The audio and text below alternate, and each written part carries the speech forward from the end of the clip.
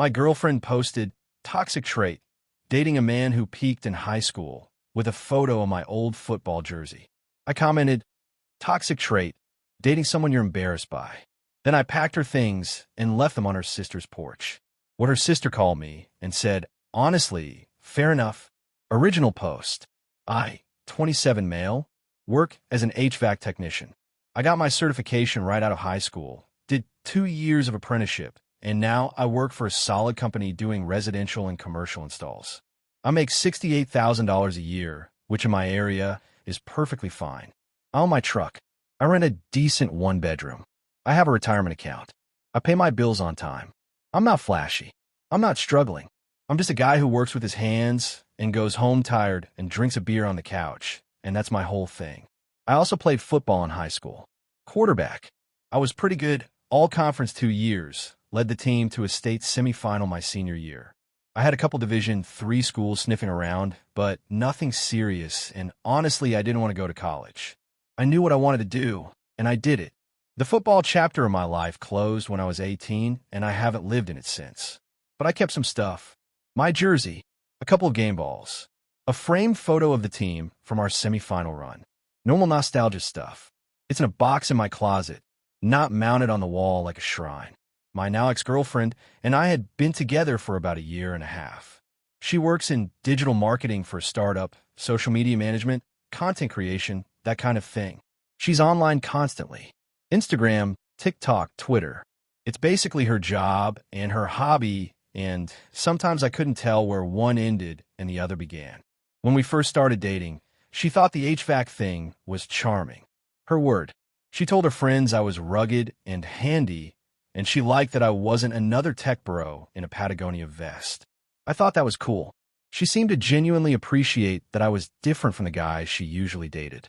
That changed, slowly at first, and then all at once. About 6 months in, the little digs started. We'd be at dinner with her friends, all of whom work in marketing or tech or some vaguely defined creative field. And someone would ask what I do. I'd say HVAC, and she'd jump in with, "He's in mechanical systems," or "He works in climate control engineering." I let it slide the first couple of times. Then one night I just said, "I fix air conditioners, man, and heaters. That's the gig." Her friend laughed and said that's awesome. My girlfriend looked at me like I tracked mud on a white carpet. On the drive home, she said, "You don't have to dumb it down like that." I said, "I'm not dumbing it down. That's what I do. I'm not embarrassed by it." She said, "Well, maybe I need you to frame it better for my circle." Frame it better. For her circle. Like my job needed a marketing rebrand. The football stuff started coming up around month 9. She found a box in my closet, pulled out the jersey, held it up, and said, "Oh my God, we're like a football guy in high school." I told her about it. She thought it was cute at first. Then she started making jokes. "My boyfriend peaked at 17. Watch out. He might start talking about the big game. Always in front of people. Always with that laugh that's not really a laugh. It's an audience cue. Like she was performing." I told her once, privately, that it bothered me. She said I was being sensitive and that it was just jokes. Standard deflection. I dropped it because I'm not the type to have the same argument twice. I just filed it away. Then, 3 weeks ago, it all blew up. I was at work, middle of an install. My phone was in my truck. When I checked it during lunch, I had 11 texts from friends. All variations of, "Bro, have you seen this?" and "Is this real?" and "You good?" My girlfriend had posted a TikTok on her personal account, which has like 8,000 followers. She's not huge, but she's not small. The video showed her holding up my old football jersey, my jersey from MY Closet, with that trending audio that goes, "Name your toxic trait." The caption said, "Toxic trait, dating a man who peaked in high school, triangular flag." She was smirking in the video, full performative face. She'd gone into my closet, taken something that was mine, and used it as a punchline for content. And 8,000 people saw it. I sat in my truck for about 15 minutes. I wasn't shaking. I wasn't crying. I was just very, very still. You know that feeling when something clicks into place and you realize you've been tolerating way more than you thought? That's where I was. Every rebrand of my job title. Every peaked in high school joke. Every time she flinched when I said, "I fix air conditioners," in front of her friends. All of it compiled into one clear, quiet thought. She's embarrassed by me. She's been embarrassed by me for months. And now she's monetizing it. I didn't call her. I didn't text her in a rage. I went on TikTok, found a video, and left one comment from my account, toxic trait, dating someone you're embarrassed by. Then I put my phone down and went back to work. By the time I got home that evening, my comment had more likes than the video itself. Her followers were in the replies with stuff like, "Oh, he ate," and "Girl, he's done with you," and "This is not the W you thought it was." She turned off comments on the video by that point, but the screenshots were already out. She couldn't put the toothpaste back in the tube. She hadn't texted me. Not once. I think she was hoping I hadn't seen it. Or maybe she was in damage control mode. Either way, silence. I went to my closet, pulled out every piece of her stuff that was in my apartment. Clothes, a hair straightener, a bag of skincare products, 2 pairs of shoes, a phone charger, a hoodie, a picture frame she'd bought for the living room. I put it all in a large plastic storage tub I had in the garage. Neat, clean, nothing damaged. I didn't bring it to her apartment. She had roommates, and I didn't want a scene. Instead, I drove to her older sister's house. Her sister lives about 10 minutes from me, has her own place, and has always been the reasonable one in the family. I put the tub on the porch, rang the doorbell, and walked back to my truck. Her sister opened the door, saw the tub, looked at me in the truck, and called me. I picked up. "Is this what I think it is?" "Yeah, it's her stuff." "We're done." Pause. Then, "Was this about that TikTok?" "You saw it. Everyone saw it." I told her not to post it. Another pause. Then she said something I didn't expect. "Honestly? Fair enough." I said, "Tell her I'll drop off anything else I find. And I'd appreciate it if she could mail back my spare key." Her sister said, "I'll handle it. And for what it's worth, I'm sorry." I said thanks. Drove home, made a sandwich, sat on my couch, stared at the wall for a while. Then I took a shower and went to bed. Woke up the next morning to chaos. Update 1, 5 days later. So when I said I woke up to chaos, I meant it. My phone had blown up overnight. Text from her, text from her friends, a DM from her mom on Instagram. The full circus. Let me walk through the timeline. My ex finally saw the storage tub at her sister's house around 10 p.m. that night. Her sister had texted her to come get it. According to her sister, who I was still on decent terms with, my ex showed up, saw the tub, opened it, and said, "He's being dramatic. Dramatic." I packed her belongings carefully into a clean container and delivered them to a safe location. But sure, dramatic. She texted me at 10:47 p.m. "Are you seriously breaking up with me over TikTok?" I didn't respond. 11:02 p.m. "It was a joke." You can't take a joke? That's the real red flag here. 11:15 p.m. "You realize you embarrassed me, right?" Your comment has more likes than the video. My followers think I'm a jerk now. That one I actually laughed at. Out loud. In bed. Because the problem, in her mind, wasn't that she publicly mocked me. It was that I responded and her audience sided with me. She wasn't upset about the disrespect. She was upset about the ratio. I didn't respond to any of them. I went to sleep. The next morning I had a DM from her mom. Long message. The highlights. I was throwing away a good thing. Her daughter was just being playful. And here's the kicker. Men who can't handle a little teasing aren't ready for real relationships. I read it, closed Instagram, and went to work. At work, my buddy on the crew had seen the whole thing go down online. He was trying not to bring it up, but eventually couldn't help himself. He said, "Bro, that TikTok. She really did that." I said, "Yeah." He said, "With your jersey? Like, she went into your closet and took it?" I said, "Yeah." He shook his head and said, "My wife would have the locks changed before I got home from work if I pulled something like that." Which is true. His wife does not play. That evening, my ex's best friend called me. Not texted. Called. This is a woman who has never liked me. She once told my ex, in front of me, that she should be dating someone more aligned with her trajectory. When I asked what that meant, she said, someone in a more forward-facing industry. I said, "I face a lot of things. Mostly furnaces." Anyway, the best friend called and went straight into it. "You need to understand the position you've put her in. That comment you left? People are screenshotting it. It's spreading. She's getting DMs from strangers calling her shallow. Her engagement rate is tanking because people are unfollowing her. This is affecting her career. I said, she used my personal property to make fun of me for content. That was her career decision.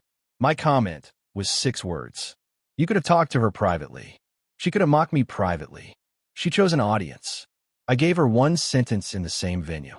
This is not the same thing, and you know it. You're right. Her video was planned, filmed, edited, and posted. My comment took 4 seconds. Hers was way more effort. She called me a child and hung up. I went back to watching TV. Now here's where things took a turn I didn't expect. 2 days after the breakup, my ex posted again. A new TikTok. This one was her sitting on her bed, no makeup, soft lighting, sad music playing. The caption said, "When he ends a year and a half over a joke and won't even talk to you about a broken heart." The victim arc. She was speedrunning the "I'm the wounded party" narrative. No mention of the original video. No mention of what the joke actually was. Just, he left me and won't communicate. The comments were split. Some people who hadn't seen the original video were sympathetic. But a lot of people had seen it, and they were bringing receipts in her comments. Screenshots of the original TikTok. Screenshots of my comment. People were writing things like, "Girl, you made fun of him publicly. He's supposed to just take it." And "the missing context is doing heavy lifting in this video." She turned off comments again, then deleted the video, then reposted it without comments enabled. The whole thing was a mess. Meanwhile, I'm just going to work and coming home. I hadn't posted anything, hadn't made a video, hadn't responded to her or her family or her friend. I was just existing. And somehow that was making it worse for her because she couldn't point to anything I was doing. The fallout was entirely self-generated. Her sister called me again that Thursday. She said, "I want you to know I told her to stop posting about this. She's not listening to me. I think she genuinely believes that if she controls the narrative online, she can fix what happened." I said, "She can't fix it because there's nothing to fix. It's over." Her sister said, "I know. I just wanted you to hear that not everyone in my family thinks you're the bad guy." That meant more than she probably knows. Friday, my ex showed up at my apartment. Unannounced. She knocked. I opened the door because I saw her through the peephole and figured ripping the Band-Aid off was better than her standing in the hallway. She looked like she'd been crying. She probably had been. And look, I'm not heartless. Seeing someone you spent a year and a half with standing in your doorway, looking wrecked, isn't fun. It's not satisfying. It just sucks. "Can we please talk?" "Sure." She came in, sat on the couch, looked around like she was taking inventory of what was missing, her stuff, obviously. Then she started. "I know the TikTok was a bad idea. I should have asked before using your jersey. But you didn't have to humiliate me in front of thousands of people. You humiliated me first. To those same people. It was a trend. Everyone was doing it. I didn't think. You didn't think I'd see it? Or you didn't think I'd care?" She went quiet. Then both, I guess. At least I was honest. "I want you to take down your comment," she said. "No, please. My engagement is wrecked. I've lost almost 600 followers. A brand I was talking to about a partnership saw the drama and pulled out. This is real money. You made the video. The consequences are from the video. My comment didn't cause any of this. Your video did. The comment just made sure people knew there were 2 sides. So you're going to just leave it there forever?" "I'm going to leave it there until I don't care enough to think about it, which is almost now." She asked if there was any chance of getting back together. I said no. She asked why I wouldn't even try counseling. I said because this wasn't a communication problem. It was a respect problem. She'd spent months rebranding my job, mocking my past, and performing embarrassment about me for her friends and followers. A therapist can't fix the fact that she's ashamed of who I am. She left, didn't slam the door, just walked out quietly. I think that was the first time it actually hit her that this was real. Update 2, 13 days later. Last update. I promise. This thing has gone on long enough, and honestly, I just want to move past it. The week after she came to my apartment, I thought the dust was settling. She hadn't texted, hadn't posted. Her best friend had gone quiet. Even her mom hadn't sent any follow-up DMs. I figured everyone had accepted the situation and we were all moving on. I was wrong. What was actually happening was a regrouping. The following Monday, I got a text from one of our mutual friends, a guy I play pickup basketball with on Wednesdays. He said, "Hey man, just a heads up. She's been telling people you were controlling during the relationship, that you didn't like her posting on social media, and that you tried to isolate her from her friends." Classic. When the he overreacted angle doesn't work, pivot to he was actually toxic the whole time. I asked him if he believed it. He said, "Dude, I've hung out with you two together a dozen times. You never once told her what to post or who to hang out with. You literally drove her and her friends to that concert when their Uber fell through.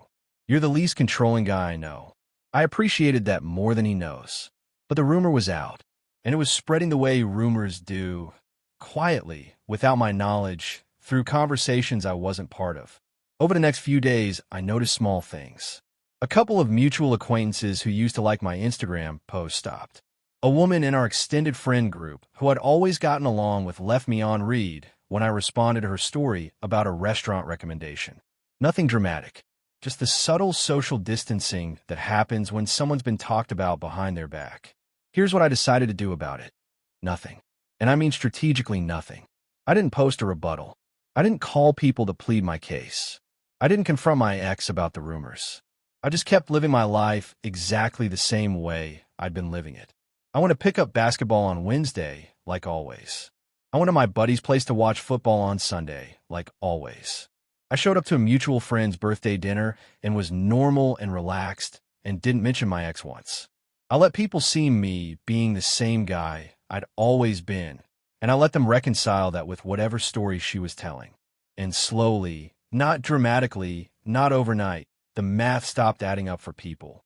The guy she was describing didn't match the guy they'd known. Controlling people don't show up to social events alone and crack jokes and leave early because they've got an early job the next morning. Controlling people don't respond to breakups by going quiet and moving on. The narrative she was building needed me to be reactive, and I just wasn't. My basketball buddy told me a couple weeks later that the woman who'd left me on read had actually asked him, was he really controlling? Because that doesn't seem right. He told her the truth. She texted me the next day with a normal conversation like nothing had happened. I didn't bring it up. No point. Now here's the part where things got real for my ex, and I'll be honest, it didn't bring me joy. Her sister called me one more time. This was about 10 days after the breakup. She said, "I need to tell you something, and I'm not sure it's my place, but I think you should know." She told me that my ex had been posting the toxic trait content, the stuff making fun of me, because a micro-influencer she admired told her that relatable dating content was the fastest way to grow on TikTok, that the whole mockery angle was a calculated content strategy. She'd been planning to make more videos about me. The football jersey video was supposed to be the first in a series. There was going to be one about my truck, when your man drives a work truck and thinks it's a personality trait. One about my job, dating a man whose career peaks at other people's thermostats. And one about how I eat, my boyfriend puts hot sauce on everything like a 12-year-old. A series. She was going to turn me into a recurring character on her TikTok.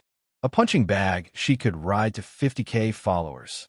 Her sister said she found the content calendar on my ex's laptop when she went over to check on her. It was a spreadsheet with dates and draft captions and hashtag strategies. I didn't say anything for a long time. Her sister said, "I'm telling you this because I think you deserve to know it wasn't just a bad joke. It was a plan, and I think it's disgusting." That's the moment that actually hurt. Not the original video, not the comments, not the rumors. It was learning that the person I'd shared a bed with for a year and a half had turned my identity into a content calendar. Every detail about me, my truck, my food habits, my jersey, my career, had been auditioned for mockery, potential, and scheduled for publication. I thanked her sister. She said she was sorry. I said it wasn't her fault. We hung up. I sat with that information for a full day before I decided what to do with it. And here's what I did.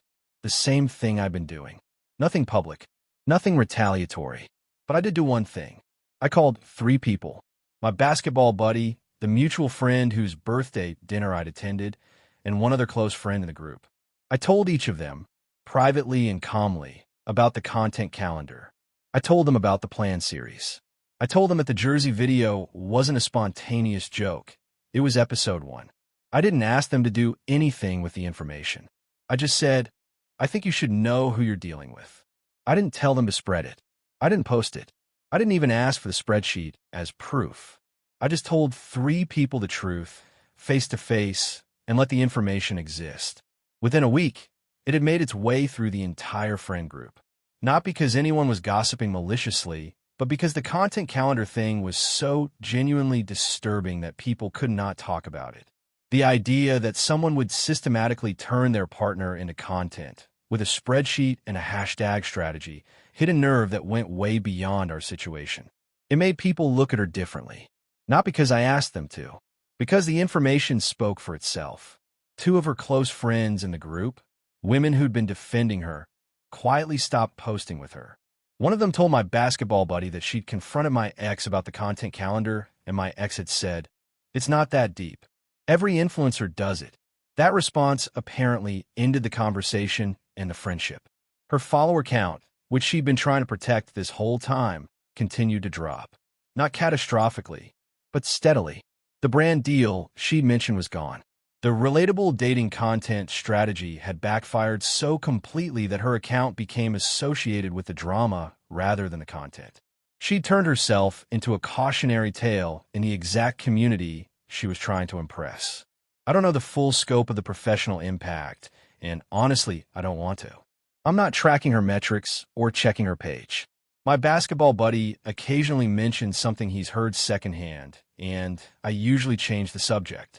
It's been about 3 weeks since the breakup. I'm sitting in my truck in a parking lot eating a gas station burrito because the job I just finished ran long and I didn't pack lunch.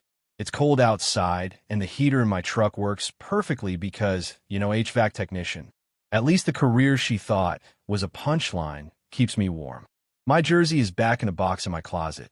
I thought about getting rid of it, honestly, not because I'm ashamed of it, but because looking at it now just reminds me of her holding it up with that smirk. But I'm keeping it.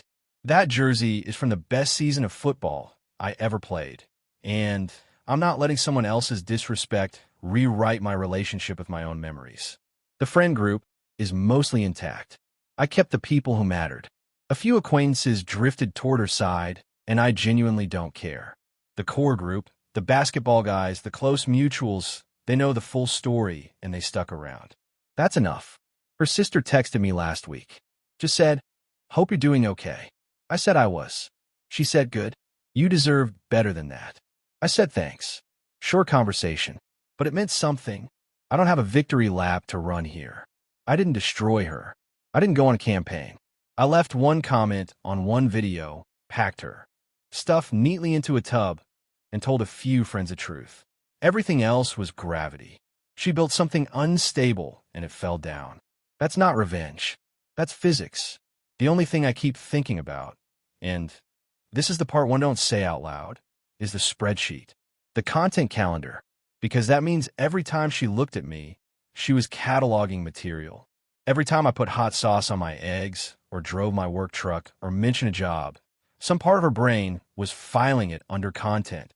I wasn't a boyfriend. I was a bit. And that's the kind of thing that makes you wonder how long you've been a joke without knowing it. But here's what I know. I'm good at my job. I make an honest living. My truck is paid off. My buddies answer when I call. And I've got a jersey in my closet from a season where I gave everything I had, and it was enough. That's not peaking. That's just living. And I'm not apologizing for it. Thanks for reading. Go be with someone who's proud of you. Life's too short to be somebody's content. Later.